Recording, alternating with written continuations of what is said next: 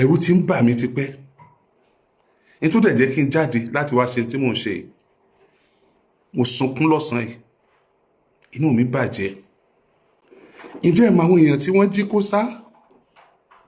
Àwọn ọmọ kéékèèké ọmọ ọdún 4 tí wọ́n lè help ara wọn, ọmọ ọdún 4 tí ò lè struggle, ọmọ ọdún 4 tó jẹ́ pé ó yẹ kó sì wà nínú ilé kán máa daṣọ bò mọ́ra nínú òjò, wọ́n kó wọn wọnú igbó lọ. Wọ́n nà wọ́n dà wọ́n nù, wọ́n na àwọn tíṣà wọn níṣẹ́jú wọn. Subhanallah. Tí mo ṣe wà emotional tó nípa ìṣẹ̀lẹ̀ yẹn, Ọlọ́run kó mú gọ̀ sórí social media gan. Pàápàá jùlọ àwọn tó bá tán sí torí òṣèlú àbáwọn míì tọ́lọ́run kàn dá wọn bẹ́ẹ̀, ó kàn dá wọn bẹ́ẹ̀ tọ́rọ̀ òye bóyá torí ẹ̀sìn wọn tán fẹ́ promote or whatsoever. Ọlọ́run kó wọn sórí social media gan tán gọ̀ gan. So I will not address them. Torí pé téèyàn bá ń lọ ibìkan tó bá ń lẹ́kọ̀ọ́ máa já tó ń gbó ẹnìyàn ní débi tó ń lọ. Because tó bá yẹ pé bó ṣe rí lára mi ni, màá ti máa yọ glasses ojú mi, màá ti máa fi handkerchief nu ojú, tẹ̀ ti máa rí pé omi ń dà lójú bọ̀bọ́ yìí. Aburú ńlá ni. Aburú ńlá tí ò sí ń ta lè fi quantify ẹ̀ nílẹ̀ Yorùbá ní ìṣẹ̀lẹ̀ tó ṣẹlẹ̀. I want to start from federal government. Please, sir. Please, sir. Please, sir.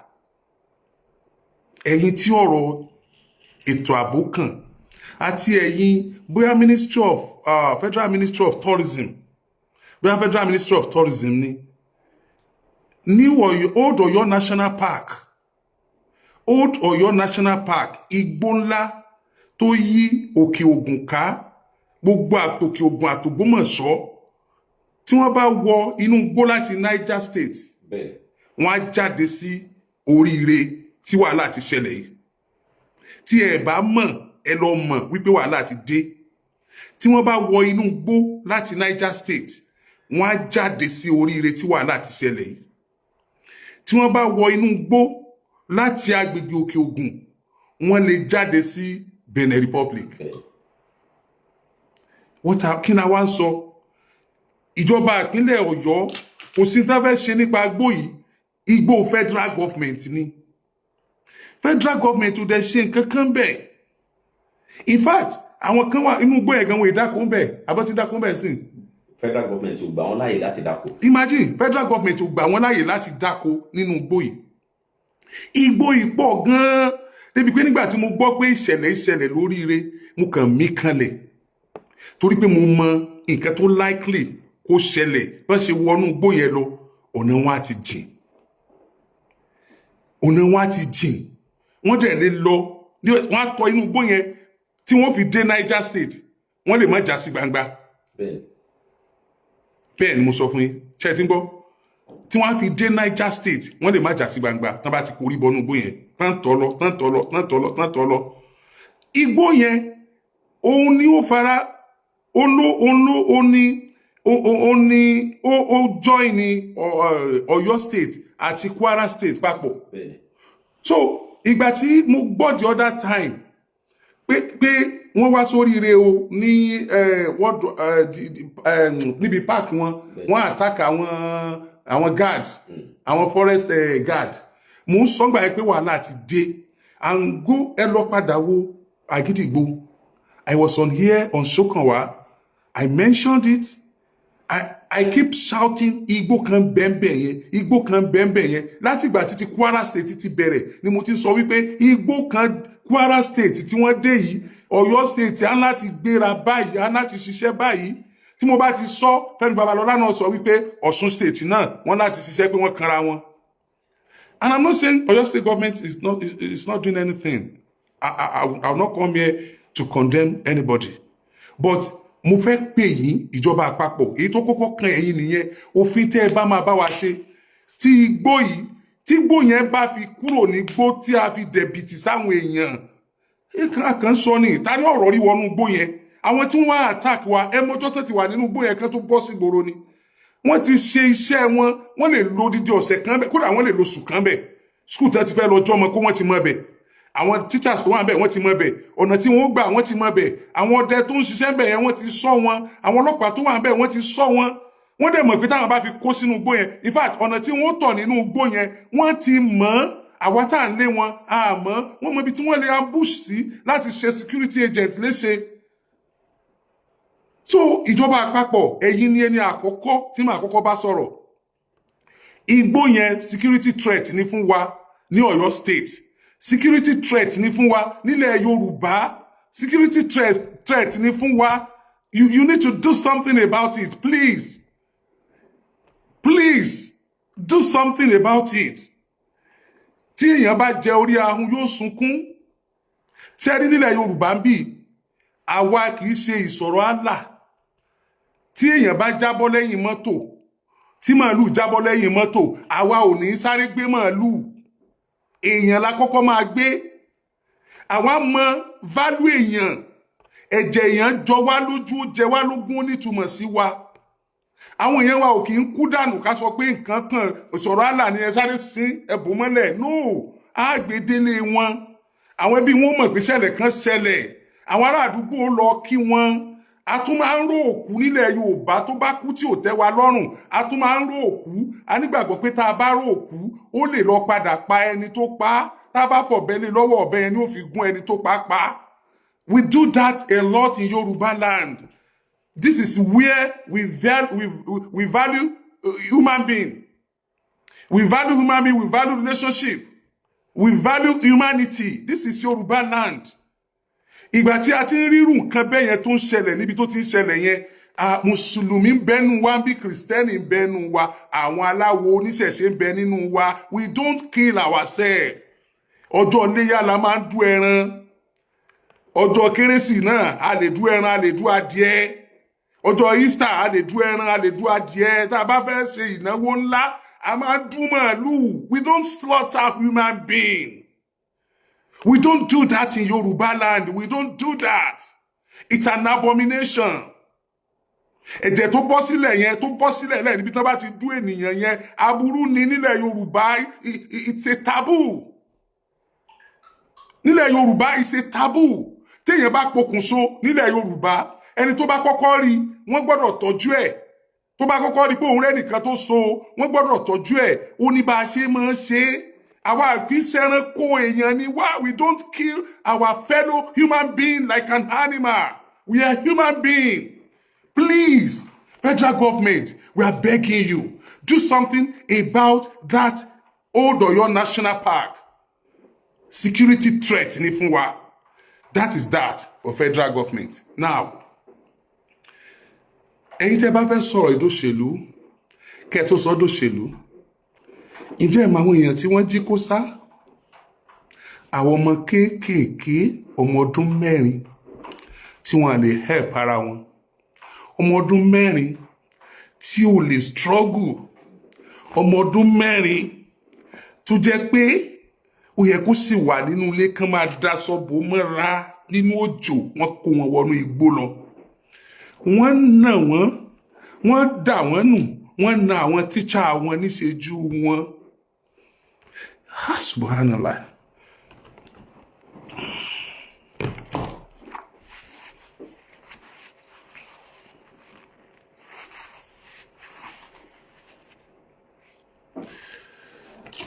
Tó bá wù ẹ́, o lè pè mí ní gómìnà ẹlẹ́kún. A wà bẹ lọ́hùn kọ́ fọ́ṣẹ́ nínú ilé yín. Ká wò bóyá wà máa rẹ́rìn ni.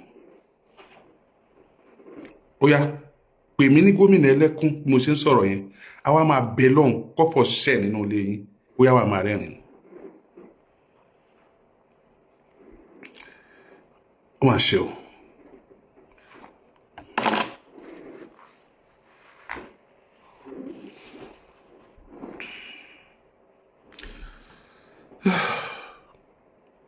Mr. Alamu Fọláwẹ̀, Mrs. Alamu Fọláwẹ̀, ó ní obìnrin tó kọ́kọ́ bá sọ̀rọ̀ yẹn tó jẹ́ principal tí wọ́n ní kó sọ̀rọ̀ táwọn ẹni bí tán gbé microphone tán gbé àwọn ẹni bí tí wọ́n gbé what do I call it tí wọ́n gbé phone tí wọ́n gbé sí lójú tán ní kó máa sọ̀rọ̀ principal Mr. Ojo Jonathan, vice principal. Mr. Olatunde Zaccheaus, teacher ni. Mr. John Olaleye, teacher ni. Àwọn tí ẹ jí kó nìyẹn o. Mr. Michael Oyedokun, teacher ni. Mr. Michael Oyedokun yìí, òun ni wọ́n pa. Báwo náà ṣe pa? Wọ́n na bàbá yẹn. Wọ́n na, ó sunkún, ojú ẹ̀ pọ́n, ó ti weak. The next thing tán máa ṣe, wọ́n dẹ̀ yọ ọ̀bẹ jáde, wọ́n dẹ̀ dù lọ́rùn. Fídíò tí mo wò yẹn, ọmọ bàbá yẹn á wò, ìyàwó rẹ̀ á wò, àwọn ẹbí rẹ̀ á wò. As at this time, Oyo State, all social media engagement on politics should stop now. Tabamontanshe. All parties, all aspirants, all candidates to contest Oyo State, we should stop all this engagement and focus on this particular matter. It could be anybody. It could be anybody. You don't get it. Wọ́n na bàbá yìí, ojú ẹ̀ pọ́n, àgbàlagbà, ó ti sun ẹkún. Wọ́n dẹ̀ yọ ọ̀bẹ jáde, idà. Wọ́n dẹ̀ dù lọ́rùn. Wọ́n dẹ̀ gé orí ẹ̀ sọ́tọ̀. Ó dẹ̀ fọmọ sílé. Ó dẹ̀ fìyàwó sílé. Ó dẹ̀ ní fámílì tí wọ́n ń wò pé bàbá wa lélẹ̀. I'll be the most stupid person on earth if I fail to come out as a real Oriyomi Hamzat on this matter. If I had any political ingredients to this, God sees my heart. My heart is bleeding. My heart is bleeding. See, I am who I am. I don't want anybody to like me. I don't want anybody to love me. I will not pretend. This has never happened in the history of Yoruba land. Ó lè jẹ́ ogun, ó lè jẹ́ nǹkan mi, ó lè jẹ́ nǹkan mi. Irú eléyìí ò ṣẹlẹ̀ rí, ogun ti dé. Federal government of Nigeria. Nígbà tí Hausa, Fulani tí wọ́n darí wa, ogun ìwọlẹ̀ Yorùbá báyìí. Ẹ̀yin olóṣèlú tẹ́ bá wà nínú APC, ó yá ẹ pé bàbá, ogun ti dé. This is real war. Wọ́n lè pa bàbá yẹn bó ṣe pa yẹn. Ká mọ̀ pé wọ́n pa o, àmọ́ bí tó ṣe o. See the highest level of humiliation. An elderly man was beaten. Tó sunkún. Wọ́n dẹ̀ record ẹ̀. Wọ́n dẹ̀ dù lọ́rùn. Wọ́n dẹ̀ record ẹ̀. Wọ́n dẹ̀ post ẹ̀. Somebody said, Alhaji Oriyomi, they have killed my uncle. She was, level to her, time. They have killed my uncle. That man they beheaded is my uncle. Wọ́n dẹ̀ máa wò lọ. Àwọn àbí wọ́n lè rí nígbà ìjọba ta ni. Sígbà ìjọba Buhari ni. Sígbà ìjọba Jonathan ni. Sígbà ìjọba Yar'Adua ni. Wọ́n ní nígbà ìjọba bàbá wa Bọ́lá Ahmed Tinubu.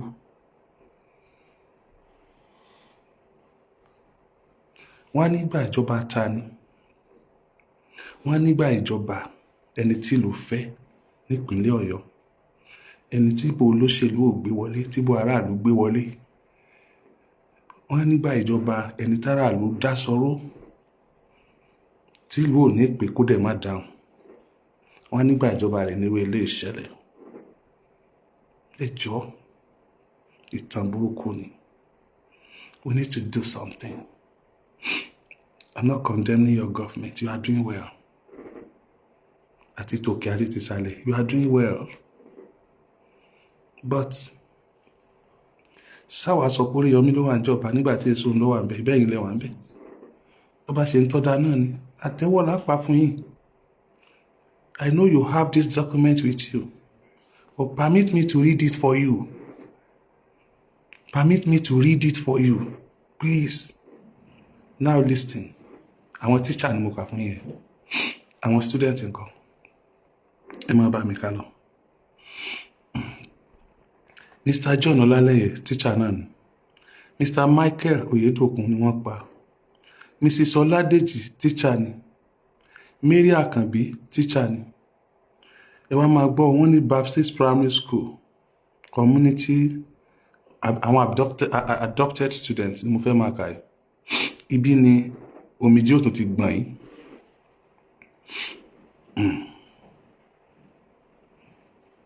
Tajudeen Rasheedat Tajudeen ọmọ ọdún 11. Ahmed Rahman ọmọ ọdún 8. Abdulsalam Toilo ọmọ ọdún 4. Barakat Abioye ló dàgbà jù nínú gbogbo wọn ọmọ ọdún 16. Fatima Jimoh ọmọ ọdún 15.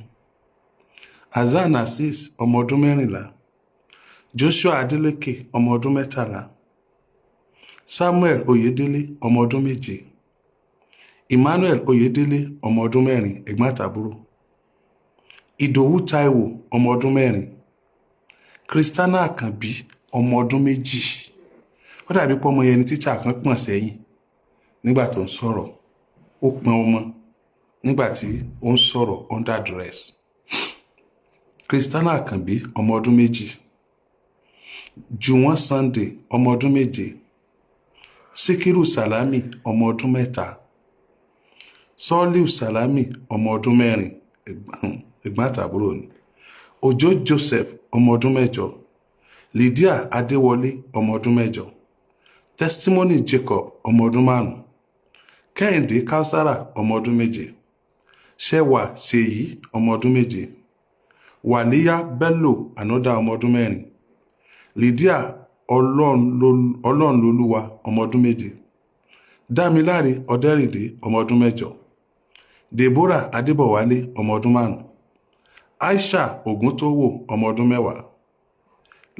Lẹ́gẹ́ Táíwò ọmọ ọdún 12. Balkis Àyánwálé ọmọ ọdún 8. Asa David ọmọ ọdún 10. Suaibu Aliyu ọmọ ọdún 10. Ahmed Aliyu ọmọ ọdún 7. Muiz Aliyu ọmọ ọdún 6. Ẹ̀gbọ́n àtàbúrò 3 làwọn ilé. Jọmilójú Ògúnlọlá ọmọ ọdún 6. Agúnẹ̀ Noah ọmọ ọdún 8. Elizabeth Abadi ọmọ ọdún 5. Tosin Abadi ọmọ ọdún 9. Pius Stephen ọmọ ọdún 5. Anna Ojo ọmọ ọdún 14. Habidat Àyánwálé ọmọ ọdún 7. àti Mary Gabriel ọmọ ọdún 6.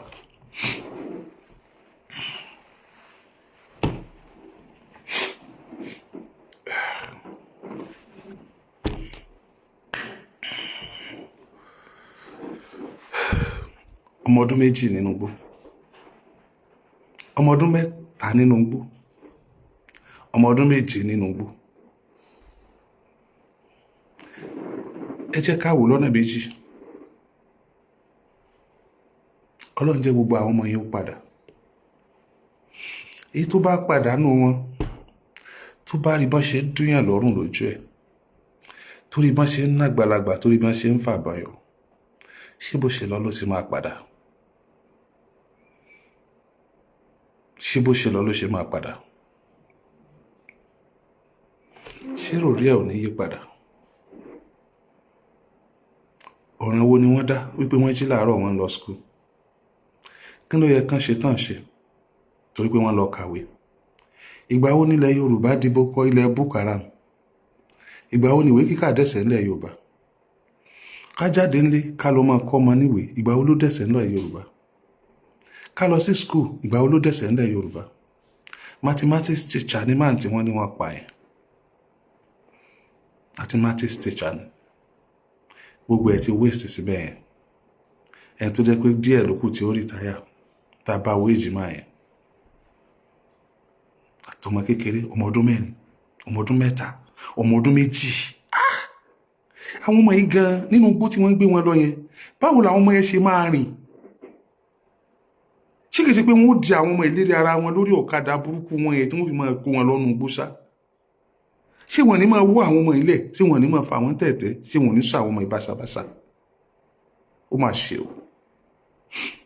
Fine. My job as a professional broadcaster, you'll be thinking I'm not supposed to expose all this. But I want to ask you, why do I supposed to cover it? So you will do this normal thing now. Kéèyàn mẹ́wàá kú ká sọ pé èèyàn kan ni. Kéèyàn 20 kú ká sọ pé èèyàn méjì ni. Ká má bàa create tension àbí. I want to ask you, kí ni tension máa cause tá a bá create? Kó má bàa di wàhálà àbí? Èyí tó ṣẹlẹ̀ yìí ṣé kò ń ṣe wàhálà? We have to create the tension. We have to let you know I'm not inciting public against you.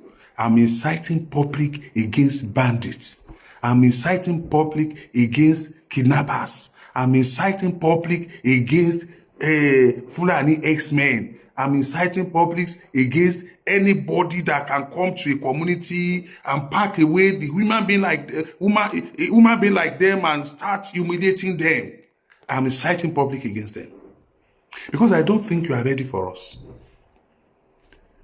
I could remember last month, I was at Shaki when one of our brother was shot. Èèyàn méjì náà yìnbọn mọ́, ẹnìkan kú, ẹnìkejì lọ wò hospital Shaki. I could remember vividly. Wípé lọ́jọ́ yẹn, ìkan nínú àwọn tó interview mi sọ wípé àwọn local hunter tó wà lọ́dọ̀ àwọn wọn tọ́jú wọn, wọ́n nídìí kan tọ́jú wọn. Ìtàn dẹ̀ ń béèrè fún ni health insurance. Can you imagine? Local hunter tó máa bá wa prevent irú nǹkan tó ṣẹlẹ̀ yìí, they were asking for health insurance. Kíjọba take care wọn, kíjọba recognize wọn, kíjọba dẹ̀ fún wọn ní responsibilities. Gbogbo onugbó tá ń sọ ìyá wọn náà mọ̀ bẹ́ẹ̀. There's likelihood kan ti mọ ibi táwọn yẹn wà before now. Kan dẹ̀ ti lé wọn dànù. Àwọn this same hunter nígbà tó ṣẹlẹ̀, wọ́n tẹ̀lé àwọn ẹni yìí, wọ́n lé wọn, wọ́n gbìyànjú. Ṣùgbọ́n ìbọn tí ń bẹ lọ́wọ́ wọn kò lè ṣe nǹkan kan, wọ́n láti sá padà. If not, àwọn náà kú ni, kò sí tán fẹ́ ṣe. Àwọn tó ń jí wa gbé wọn ní àǹfààní sí ìbọn ńláńlá. Àwọn tí ó bá wa lé wọn dànù tán fi ní rí wa gbé, òfin ní kán má gbé ìbọn ńláńlá. Àwọn tó dẹ̀ ń jí wa gbé tẹ́ ẹ bá mú wọn, ẹ dá sọ fún wọn. Ẹ ní pé wọ́n ti gbà foríjìn, ẹ kó wọn sẹ́nu iṣẹ́ ológun àbí iṣẹ́ kan àbí kẹ́ gbó fún wọn, kẹ́ tọ́jú wọn, àwọn tó ń jí wa gbé. Níbo làwọn ti ń rí ìbọn ńláńlá tí wọ́n yìn tó jẹ́ pé àwọn tó dẹ̀bi ẹ kán protect aráàlú, àwọn ọ̀láṣẹ àti ìbọn ńláńlá, ìbọn tí ń bẹ lọ́wọ́ àwọn ajínigbé yìí kò sí lọ́wọ́ ọlọ́pàá. Èèyàn lọ́lọ́pàá náà aṣọ nìkan ló differentiate wọn pẹ̀lú wa àti training tán gbà. So training tán gbà yẹn, wọn fún wọn training kí ìbọn ńlá máa bọ̀, iná ńlá kó jáde lẹ́nu ìbọn ńlá, kò sí training tán fún wọn tó ní kán fọwọ́ dá padà rárá. Training báwọn náà ṣe kojú àwọn ará bí pẹ̀lú irinṣẹ́ gidi òun ni wọ́n gbà. Àwọn ọlọ́pàá wa gan ò ní irinṣẹ́ gidi lọ́wọ́, ká tó wá sọ àwọn local hunter. Àmọ̀tẹ́kùn wa ìbọn pòpò ni wọ́n gbélé wọn lọ́wọ́. Dane gun ni kò lè pa nǹkan kan jẹ ẹyẹ lọ, ẹyẹ tó bá tún ti fòókè púpọ̀ jù, ìbọn àmọ̀tẹ́kùn ò lè pa. Àwọn àmọ̀tẹ́kùn tí wọ́n gbà tún lóògùn, wọn tún lóògùn, wọn lówó, wọn lóògùn. The same salary ní gbogbo àmọ̀tẹ́kùn gbà. I mean level 1, level 2, the same salary ní flat salary ní àtọ̀gá àtọmọṣẹ́ kankan. Èló làmọ̀tẹ́kùn gbà tí wọ́n fi lè endanger life ara wọn, tí wọ́n fi lè sọ pé pẹ̀lú owó tá ń gbà ìwé yẹ ká ṣiṣẹ́ ìfẹ́ ẹ̀kú. And let me tell you, àmọ̀tẹ́kùn ò lè ṣe nǹkan kan lókè Ògùn. If you want àmọ̀tẹ́kùn lókè Ògùn láti ṣe nǹkan kan, ẹ gbà wọn òkè Ògùn sámọ̀tẹ́kùn yẹn. Àmọ̀tẹ́kùn cannot do anything in òkè Ògùn. Local hunter does it better. Engage local hunter. Give them what they want. Empower them. Ẹ jọ̀ọ́. I keep saying this.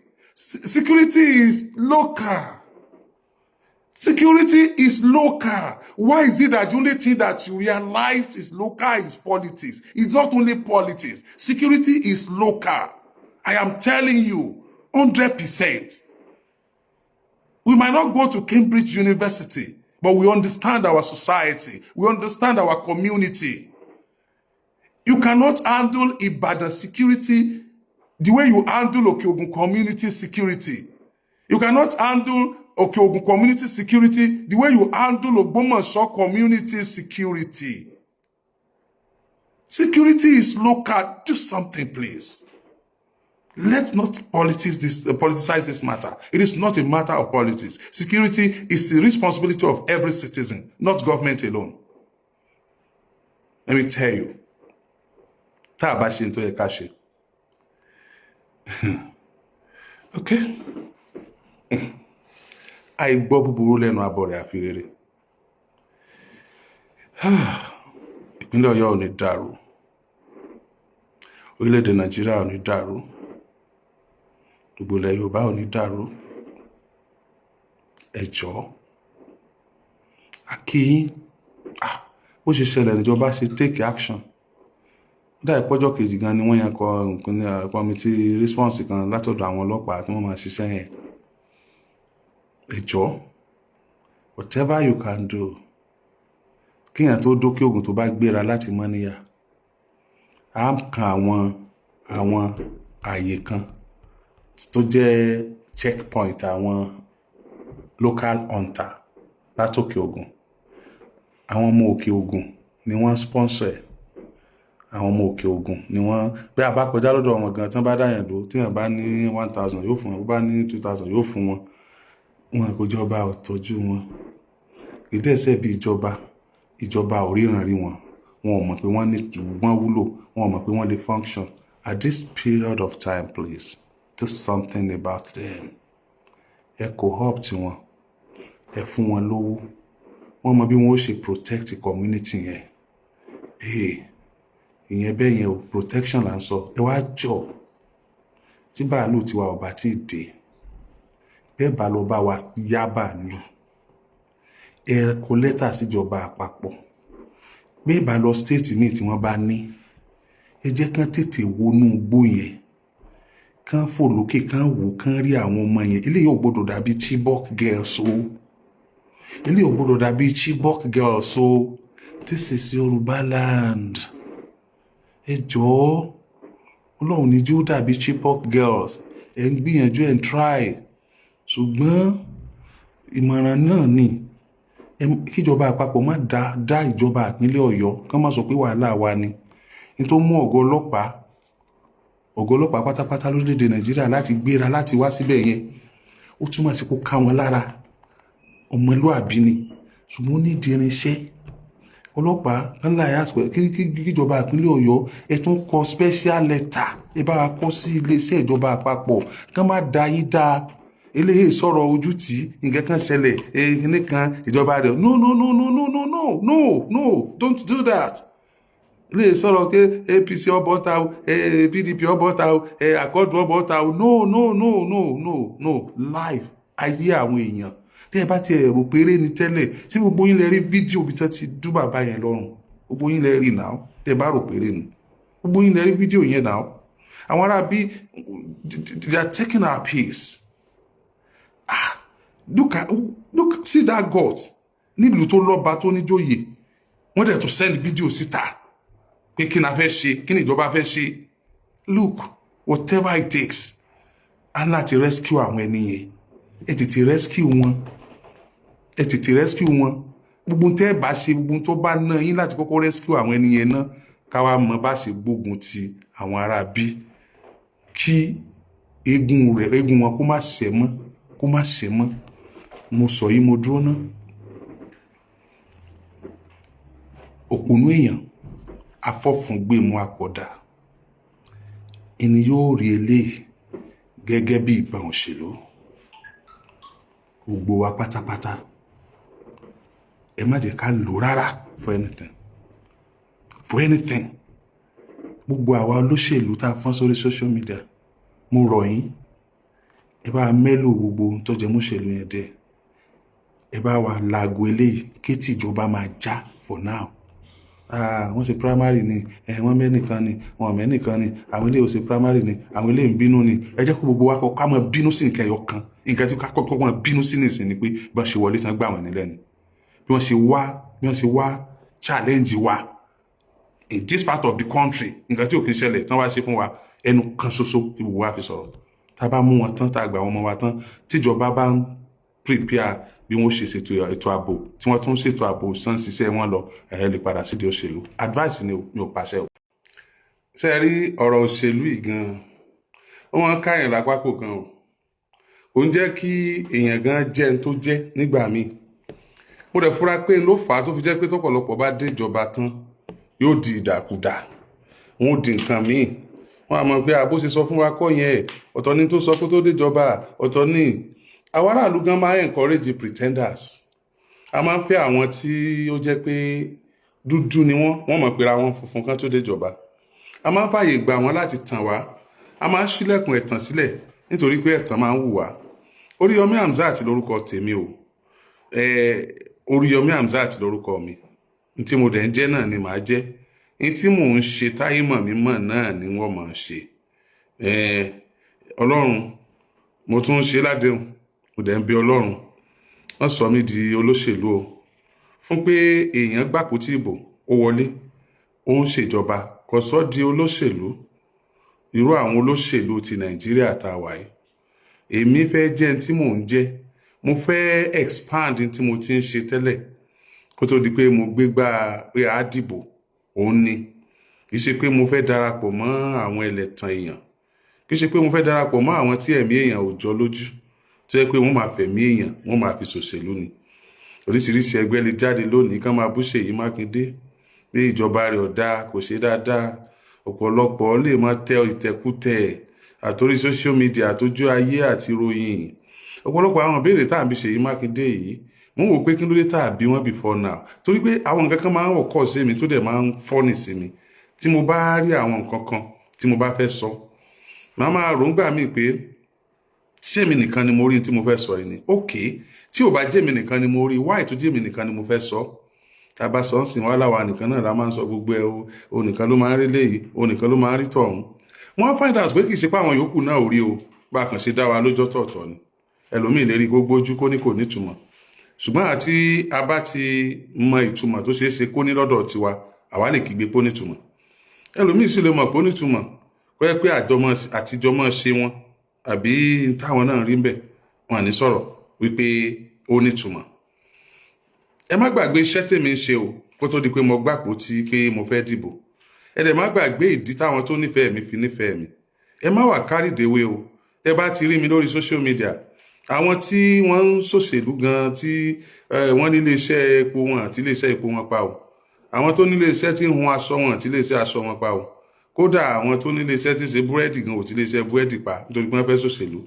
èmi náà ní ti iléeṣẹ́ mi pa nítorí pé ibi tí ẹ ti rí eyín funfun tó jáde hùn èyí tó wà lókè àtìsàlẹ̀ rẹ̀ ti ṣe ètè òun ní iléeṣẹ́ tèmi n ò ní ti pa lásìkò wọn gbà tó yẹ pé etí mo jẹ́ náà mo jẹ́ láyé mọ̀ mí mọ̀ ọ̀pọ̀lọpọ̀ èèyàn mọ̀ mí nígbà tí ìṣẹ̀lẹ̀ ńlá kan ṣẹlẹ̀ ní agbègbè Mọ́níyà tí wọ́n fi òkúta fọ́ orí àwọn èèyàn ní agbègbè náà ìgbà míì inú mọ́tò ni màá wà tí màá máa ṣètò lọ mo dẹ̀ dúró ti ọ̀rọ̀ náà títí tá a fi mú Sunday kódà ẹni tó mú Sunday I personally went to Akure to bring someone to Ibadan láti arrest Sunday ìgbà tó mú Sunday mídélè tó mú Sunday ọ̀dọ̀ mi ni wọ́n mú Sunday wá èmi ni mo direct wọn tí mo dẹ̀ fọmọ kan lé wọn pé ká máa mú Sunday lọ sí Ẹlẹ́yẹlé ìyẹn nígbà tí ọlọ́pàá sọ wípé ẹni tó bá rí Sunday mú o àwọn fún ní 500,000 ó mú dá Sunday dẹ́lẹ́yẹlé lóòótọ́ ọlọ́pàá dẹ̀ gbowó fún and that was the end of Akinyele's issue that time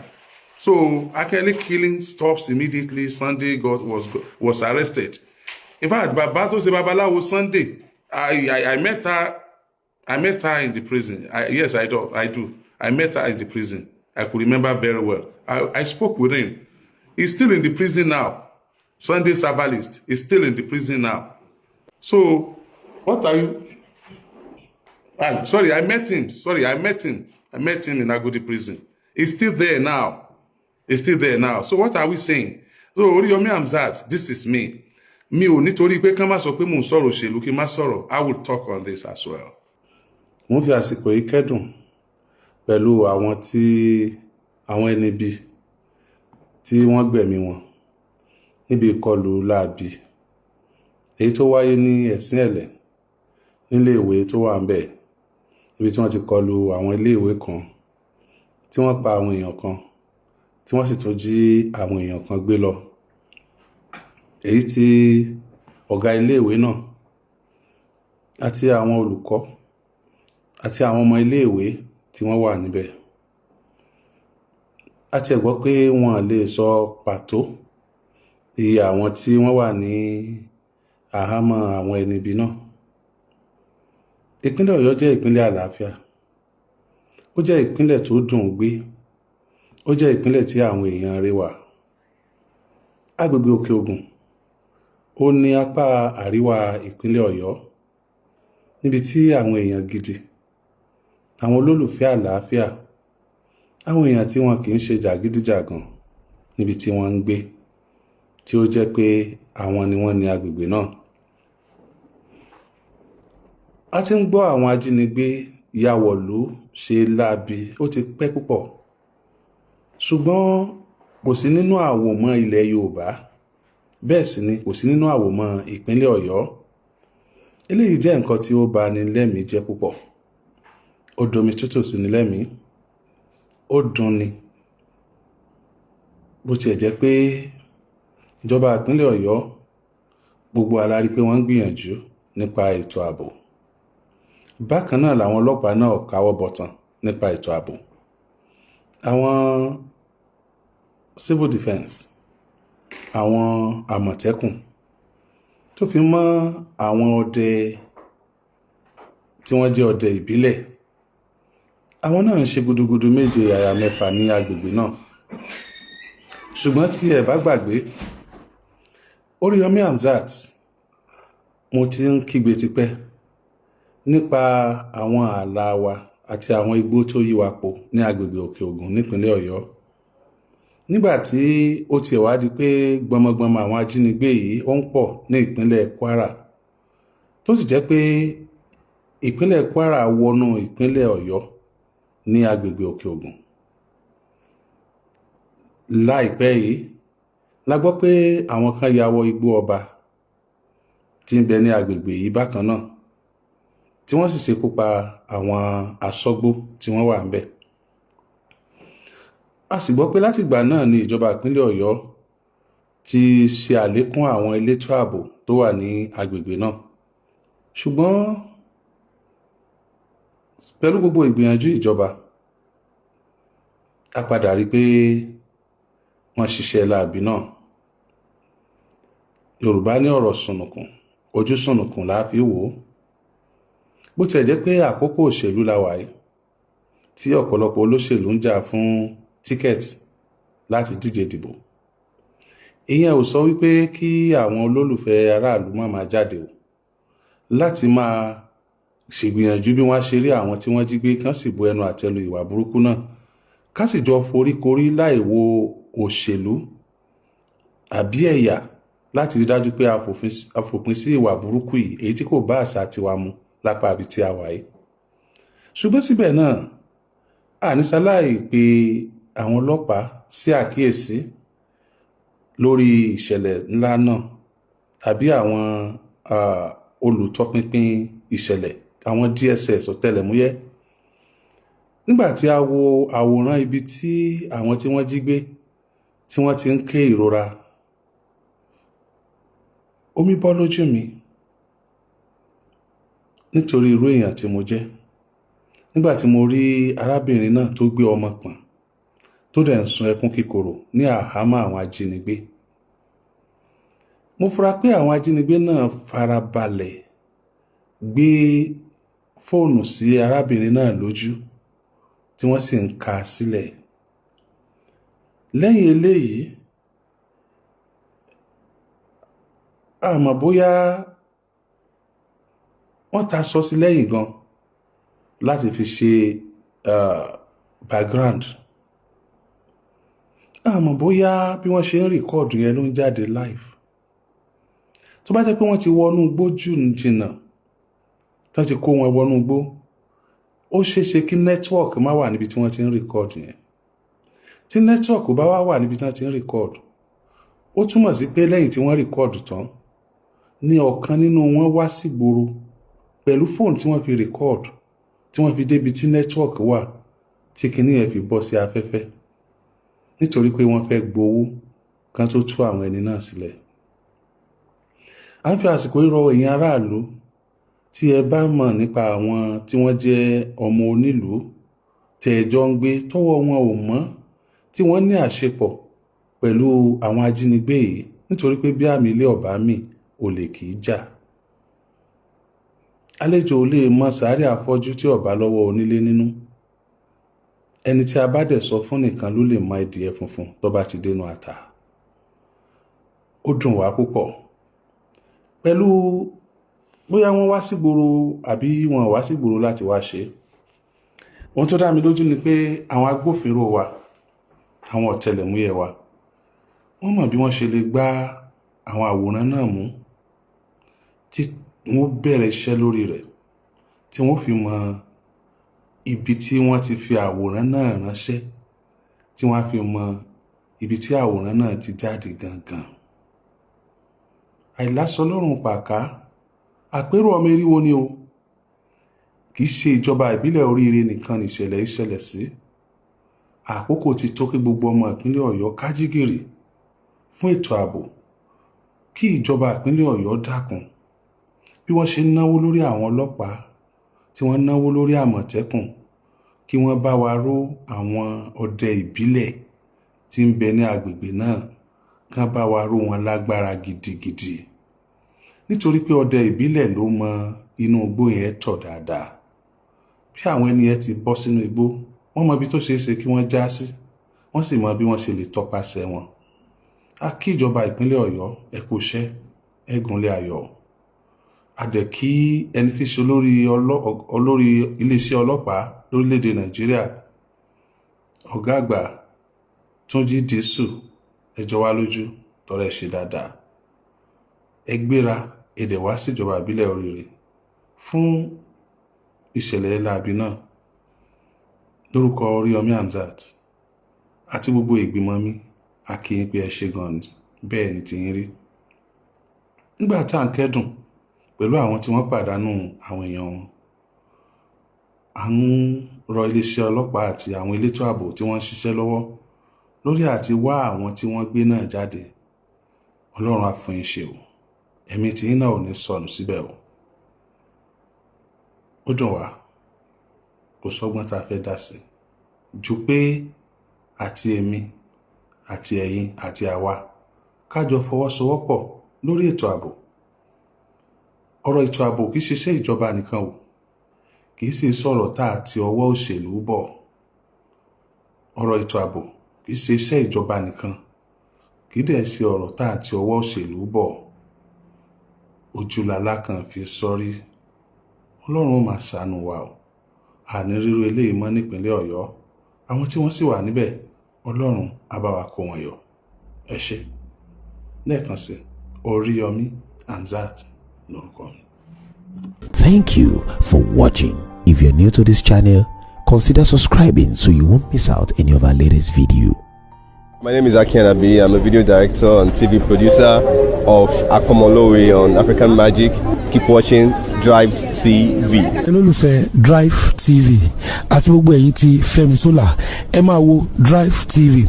Keep watching Drive TV. My name is Wole Agba. Taking this time out to tell you all that you keep watching Drive TV. What drive ẹ̀wọ̀ ní ògo ẹ̀? What drive ẹ̀wọ̀ fulfilment? What drive ẹ̀wọ̀ bí tó bá lọ? Ó ní iṣẹ́ rìn. Ibi ni kò máa wò Drive TV. Thank you. Chloe. Drive TV, driving you around the world.